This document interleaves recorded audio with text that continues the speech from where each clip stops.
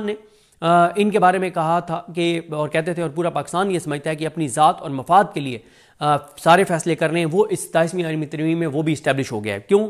इस आईनी तरमीम में सब के लिए इस्तिस्ना है। अगर किसी के लिए कुछ नहीं है तो वो अवाम पाकिस्तान है, वो पाकिस्तान का गरीब तबका है, वो पाकिस्तान के बेरोज़गार नौजवान हैं, वो पाकिस्तान के गरीब लोग हैं, वो पाकिस्तान के ताजिर हैं, वो पाकिस्तान के किसान हैं, वो पाकिस्तान के इंडस्ट्रियलिस्ट हैं, वो पाकिस्तान का तनख्वाहदार तबका है, वो पाकिस्तान के स्टूडेंट्स हैं, वो पाकिस्तान की यूथ है, वो ओवरसीज़ पाकिस्तानी है। किसी के लिए कुछ नहीं है। अगर कुछ है तो वह इनकी अपनी ज़ात और मफाद के लिए है।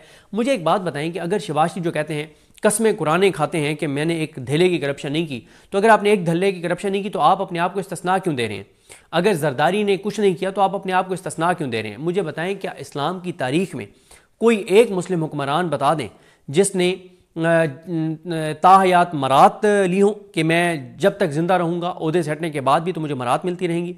और मुझे कोई एक इस्लामी तारीख में से ऐसी मिसाल बता दें जहाँ पे कहा गया हो कि ताहयात इस्तिस्ना होगा, चाहे वो स्याह करें सफ़ेद करें, ऐसी कोई मुझे मिसाल जो है वो नहीं मिलती। तो इसलिए, और तीसरा यह है कि वो जजेस जो मतलब अब जो जजेस जो हैं वो इनकी सहूलतकारी इस निज़ाम की कर रहे थे, वो भी खुल के एक्सपोज हो गए हैं। यानी सारे के सारे तबकात, कोई रह नहीं गया जो एक्सपोज ना हुआ। तो ये 2-3 इसके पॉजिटिव पहलू हैं। आप इस आईनी तरमीम को एक लम्हे के लिए देखें। इस वक्त 30 से 40 टीवी चैनल्स हैं, और 30 से 40 जो टीवी चैनल्स हैं ना, वो इस वक्त सरकारी फंड के ऊपर पल रहे हैं। उनको अवाम के टैक्स के पैसों से पिछले 3-3.5 साल में 20 अरब से ज़ायद का फंड दिया गया है। 78 डिजिटल मीडिया के प्रोजेक्ट्स चल रहे हैं जिनको डायरेक्ट इनडायरेक्ट फंडिंग की जा रही है। उन 30-40 चैनल्स, 10 से 15 अखबारात और 78 ये प्रोजेक्ट्स जो डिजिटल मीडिया के चल रहे हैं, और बाकी भी छोटी मोटी आगे पीछे चीज़ जिन इंडिविजुअल्स को पैसे दिए जा रहे हैं, उनको मिला चला के कोई 150 के करीब ऐसे इदारे या इंडिविजुअल्स हैं जिनको यानी वैसे तो थोड़े थोड़े करके, और जिनको टीवी चैनल्स में ओबलाइज करवाया गया है या जिनको पीटीवी में रखवाया गया, अगर इस तरह से गिनना शुरू करेंगे तो 400-500 लोग बन जाएंगे। लेकिन मोटी मोटी अगर आप बात करें तो तकरीबन ये टीवी चैनल्स, अखबारात, डिजिटल मीडिया के सेटअप्स या 15 से 20 इंडिविजुअल्स जिनको बहुत ज़्यादा पर मंथ पैसे मिल रहे हैं, ये मिला के 150 बनते हैं। इन 150 में से, और जो टीवी चैनल्स हैं, एक एक टीवी चैनल के ऊपर 15-15, 20-20 तजियाकार और एंकर्स हैं। इन 150 इनफरादी लोगों या इदारों को में से कोई 20 भी ऐसे नहीं हैं जिन्होंने लॉजिक के साथ इस आईनी तरमीम को डिफेंड किया। 20 भी ऐसे नहीं हैं। अगर आप टोटल मिलाते हैं तो ये को 600-700 इंडिविजुअल्स बन जाते हैं, क्योंकि टीवी चैनल में भी तजियाकार ये सारे मिला चला के, यानी 500-600 अगर आप सब को मिला लें, हर चैनल के टोटल लोगों को भी मिला लें, इन 500-600 में से 20 लोग ऐसे नहीं हैं जो लॉजिक के साथ इस आईनी तरमीम को डिफेंड कर रहे हों। कोई डिफेंड नहीं कर रहा, कोई, किसी के पास कोई लॉजिक नहीं है।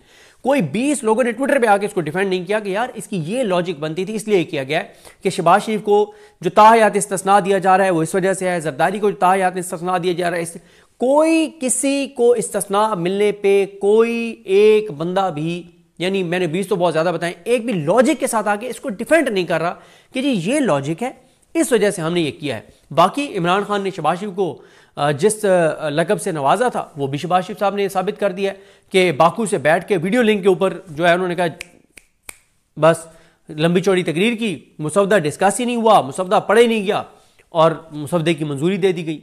उसमें पीपल्स पार्टी को देख लें, वो अल्लाह ताला ने इतना करम किया कि ये भुट्टो को बेचते थे, ये बेनज़ीर को बेचते थे, ये घटिया दावे करते थे सो कॉल्ड कि हम इंसानी हकूक़ के चैंपियन हैं।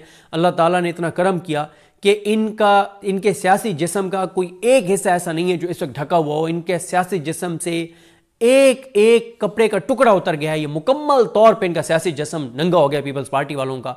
इनकी हैसियत, औकात, असलियत आवाम के सामने आ गई है। इनकी आने वाली नस्लें भी कभी जमहूरियत का और इंसानी हकूक़ का, आज़ादी ज़ाहिर राय का, मुल्क का, वतन का, मोहब्बत, मुल्क से वतन, मोहब्बत, किसी चीज़ का ये नाम नहीं ले सकते। तो वो भी बगैर मुसवदा उनके पास था ही नहीं, और 2 दिन CEC का इलाज करके उन्होंने हर वो चीज़ जो असल में करवानी थी उसकी जो है वो उन्होंने मंजूरी दे दी। देखिए ये सारा कुछ हुआ इमरान खान को खौफ में 3.5 साल से चीज़ें हो रही हैं। पहले 26वीं आईनी तरमीम की, फिर 27वीं आईनी तरमीम अब हो गई है। लेकिन बात यह है कि 3.5 साल में जो कुछ किया गया, क्या उसमें से किसी चीज़ का इमरान खान को नुकसान पहुंचा है जो इससे आप इमरान खान को नुकसान पहुंचाएंगे या पहुंचेगा? नहीं पहुंचेगा। इससे तो इमरान खान और ताकतवर हुआ है, उसका बयानिया और मजबूत हुआ है, उसका बयानिया जीता है। वो बार बार कह रहा था कि ये अपनी ज़ात और मफाद के लिए सारे फैसले कर रहे हैं और इसमें सारा कुछ वही है। तो आप अब किस तरह से वो करेंगे? वो मियाँ नवाज शरीफ मियाँ नवाज शरीफ के बारे में मैं उनका शफ़क़त अयाज़ का ट्वीट देख रहा था। उन्होंने कहा कि जिस जंग की बुनियाद पे ये सारी तरमीम हुई है, इस तरमीम में जंग के डिज़ाइनर के लिए भी कुछ है या कुछ नहीं है? ज़ाहिर है कुछ नहीं है। तो ज़ाहिर है उन्होंने बहुत कुछ इस सिस्टम से ले लिया हुआ है अपनी बेटी के लिए, अपने ख़ानदान के लिए। अब आ जाएंगे इस तरमीम का बरह रास्त इमरान खान साहब पर और तहरीक इंसाफ पर क्या असरात होंगे। पहली बात यह है, एक एक करके देख लेते हैं कि जी अब आईनी अदालत बन गई है। अच्छा, जब ये आईनी बेंच था तो भी इमरान खान को इंसाफ नहीं मिल रहा था।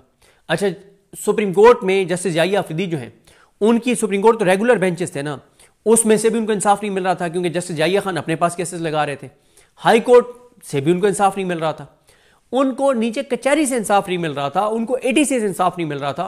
तो इमरान खान को तो ना पहले इंसाफ मिल रहा था ना अब इंसाफ मिलेगा। ओवरऑल पाकिस्तान के लिए तो बहुत इसके भयानक नताइज हैं। सबसे भयानक तो यही है कि अदालतों को जिस तरह से गैर मौसर कर दिया गया है सिर्फ इमरान खान की नफरत में, उससे लोगों का अदालतों पर जब एतमाद खत्म हो गया है तो लोग खुदा न खास्ता कानून हाथ में लेंगे और ये पाकिस्तान का नुकसान है। लोग अदालतों का रुख नहीं करेंगे, लोग अपने फैसले अपने हाथ में लेंगे, ये पाकिस्तान का नुकसान है, अल्लाह ना करे। लेकिन ये हो रहा है, मतलब ये हो रहा है। 9 से ज़्यादा तो चंद दिनों में अदालतों के अंदर लोगों का कत्ल हुआ कि लोगों ने कहा कि जी हमें अदालतों पर एतमाद नहीं है, तो उन्होंने खुद अपने फैसले कर लिए जो कि जस्टिफाई नहीं है, जो पाकिस्तान के लिए नुकसानदेह है।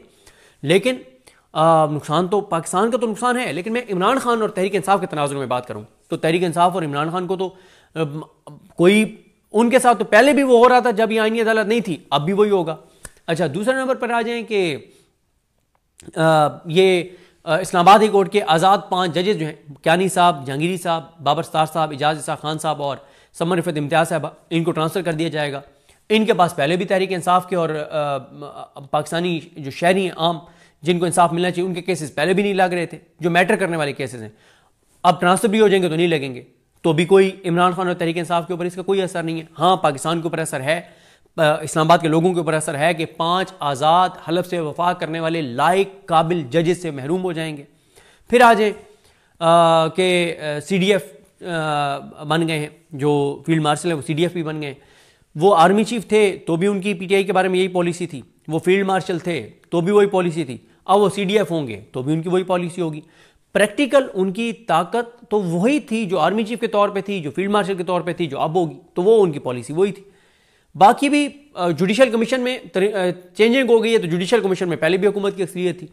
सुप्रीम जुडिशल काउंसिल में तब्दीली हो गई है, तो हाँ ये है कि आज़ाद जजेस उसे फारिग करना आसान हो जाएगा। लेकिन आज़ाद जजेस फारिग होकर भी दिए जाएंगे तो उन आज़ाद जजेस के पास तो तहरीक इंसाफ के केसेस पहले भी नहीं लग रहे थे। तो कहने का मकसद ये है कि तहरीक इंसाफ के साथ जो कुछ हो रहा था, इमरान खान के साथ जो कुछ हो रहा था, वो किसी आईनी तरमीम के तहत थोड़ी हो रहा था। वो आईनी तरमीम के किसी आइन के तहत थोड़ी हो रहा था, वो किसी कानून के तहत थोड़ी हो रहा था। तो अब आपने आइन में तरमीम कर दी है, तो इमरान खान के साथ तो बगैर आईनी तरमीम के भी बदतरीन सलूक हो रहा था और तहरीक इंसाफ के साथ।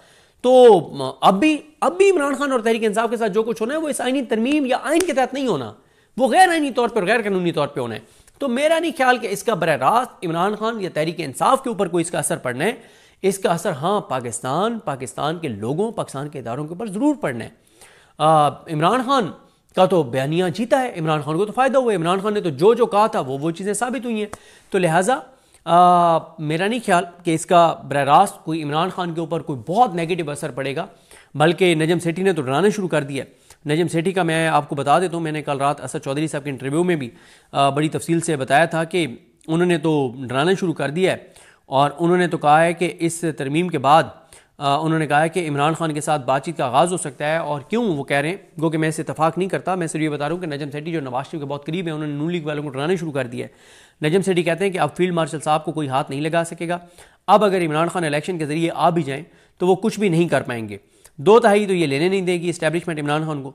अब डील भी हो सकती है क्योंकि सब अपने आप को इस्तिस्ना दे रहे हैं। इमरान खान ने डील करनी नहीं है, लेकिन मैं इनका पॉइंट ऑफ व्यू आपके सामने रख रहा हूँ। नजम सेठी कहते हैं कि 9 मन तेल भी होगा और राधा भी नाचेगी। इस सारी तब्दीली से आवाम को कुछ नहीं मिल रहा, हुक्मरान तबका अपना तहफ़्फ़ुज़ कर रहा है और अब खान साहब का डर भी ख़त्म हो जाएगा। कि वो कहते हैं कि पहले डर था इमरान खान आ जाएगा, फ़लाँ को हटा देगा, फ़लाँ को हटा देगा, जेलों में डाल देगा, केसेस बना देगा। अब वो कहते हैं सब ने इस्तिस्ना ले लिया, जो मेन किरदार हैं अब उनको कोई डर नहीं है कि अब तो हमने इस्तिस्ना ले लिया। फिर वो कहते हैं कि कल को अगर इमरान खान के साथ कोई डील होती है तो फिक्र की बात नहीं, इमरान खान न फील्ड मार्शल को हाथ लगा सकेगा, न वज़ीर आज़म और सदर के खिलाफ कोई कार्रवाई कर सकेगा। पहले तो ये डर था कि खान ने निकल कर इसको भी नहीं छोड़ना, उसको भी नहीं छोड़ना। अब अगर ये सारी चीज़ें हो जाती हैं तो फील्ड मार्शल को तो कोई हाथ नहीं लगा सकेगा।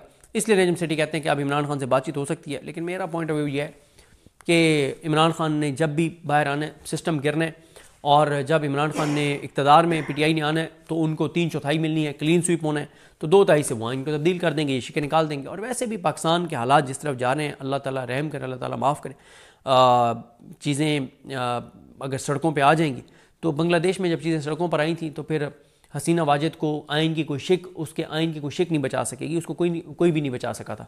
तो फिर चीज़ें हाथ से जब निकल जाती हैं तो निकल जाती हैं, फिर ये आइन शाइन थोड़ी काम आते हैं। तो बहरहाल मेरा इसमें ख्याल ये है कि इमरान खान पर इस तरमीम का कोई बरह रास्त असर नहीं है, तहरीक इंसाफ पे कोई असर नहीं है, क्योंकि तहरीक इंसाफ और इमरान खान के साथ जो कुछ हो रहा है वो किसी आइनी तरमीम के तहत नहीं हो रहा था, ना ही हो रहा है, ना होगा।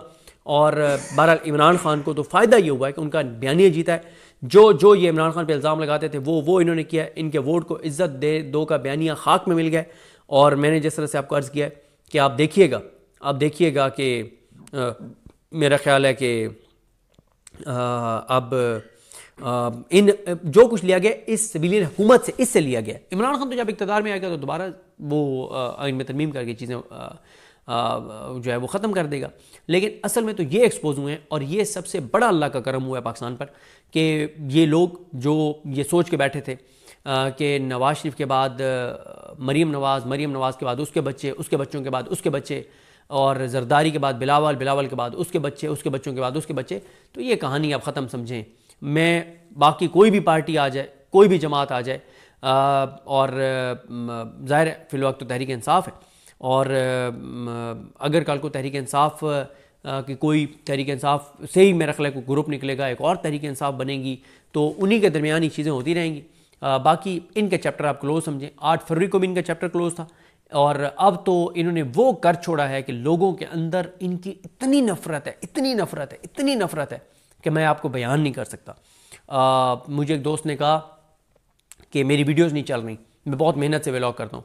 मैंने उसका यूट्यूब चैनल खोल के देखा, मैंने कहा यार तुम्हारा दिमाग ठीक है, तुम अपनी वीडियो के ऊपर कभी नवाज शरीफ की तस्वीर लगाते हो, कभी शहबाज शरीफ की तस्वीर लगाते हो, कभी मरीम की लगाते हो, कौन तुम्हारे ये क्लिक करेगा? लोगों को इन शक्लों से इतनी ज़्यादा वो है, चिड़ है। उसने इनकी तस्वीरें हटाई, उसने मुझे कहा यार मेरी वीडियो चलना शुरू हो गई। मैंने कहा मैंने तुम्हें पहले कहा था, इनकी शक्लें लगाओगे तो कौन देखेगा? इनको कोई नहीं देखता भाई। टीवी के ऊपर ये आ रहे हो तो लोग टीवी बंद कर देते हैं। अब लोगों ने टीवी देखने छोड़ दिए क्योंकि हर वक्त इनकी शक्लें, आप देख लें, आपने कितनी जगहों पे टीवी चलता हुआ देखा है? आपको कितने लोग अब टॉक शोज देखते हुए नजर आते हैं? नहीं ना। तो ये हालात हैं। बहरहाल जी, देखते हैं चीज़ें कैसे आगे बढ़ती हैं। मुझे अपनी दुआ में याद रखें। अल्लाह हम सबका हामी नासर हो। अल्लाह हाफिज़।